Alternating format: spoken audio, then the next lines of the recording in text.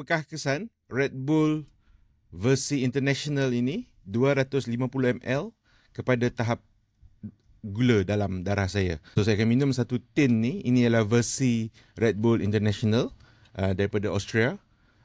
Ada yang local version. Kalau nak try yang local version, please komen dekat bawah. So saya akan try ni 250 ml. Dan selepas 2 jam, kita akan lihat melalui CGM saya ni, continuous glucose monitor saya, dan kita akan tengok bacaan dia. So sekarang saya akan minum satu tin ni dan kita jumpa selepas 2 jam.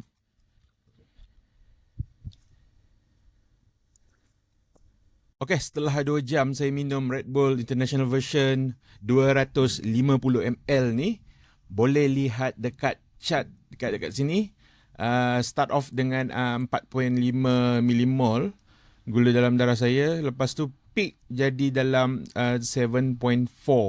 So ada peningkatan dalam 3 millimol. Dan graf tu kalau tengok dia punya sangat dia naik mendadak.